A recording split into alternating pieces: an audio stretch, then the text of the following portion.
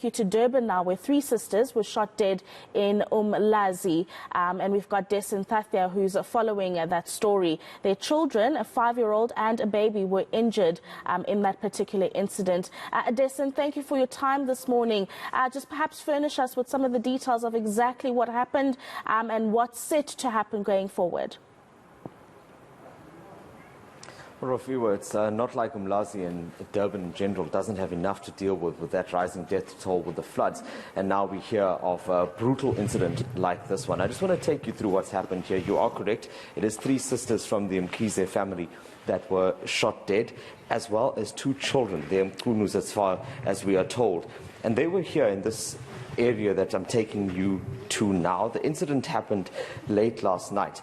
So if we just go around the side here, I'll explain to you what took place. So there are 2 rooms in which the shooter entered. So this was the first room here on my left, and that's where one of the sisters, Priscilla, was inside.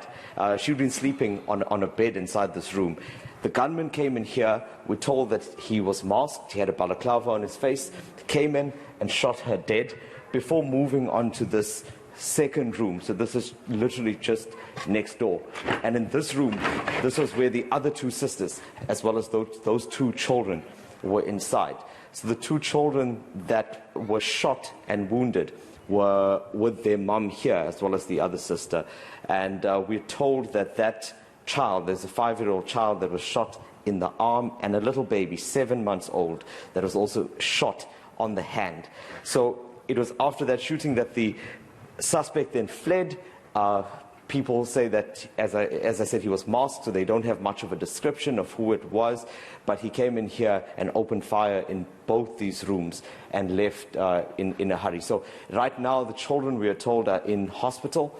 They are recovering from those wounds, but it really is a tragic situation here with this family not understanding exactly what went wrong, or whether this was a robbery, whether it was a dispute, or what the problem was that led to that brutal incident.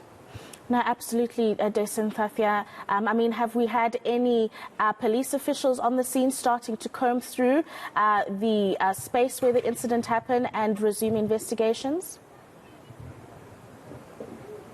Well, yeah, police are investigating the case, so that at this point they are looking for that one suspect, but until now they haven't located him yet. They will then be looking at information that is received from the immediate community here, as well as anyone who may have seen what happened to establish what went wrong. But, you know, I just want to bring in this other information that we found out while we were talking to the mother of the sisters. It's certainly a horrible time for this family, because just last week one of those sisters, Happiness, had a miscarriage. So this family then laid that baby, 6-month-old, she was pregnant for 6 months, they laid that baby to rest, and they are still healing from that. And the mum was saying to us now that she can't believe that she's going to have to bury her own children now, just a week later, especially when the family is healing from such a traumatic incident.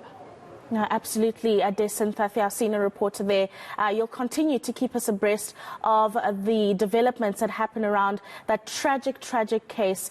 3 sisters are killed, their children, a toddler and a baby, also being injured in that particular incident. He says investigations are underway and hopefully the one suspect will be caught in due course.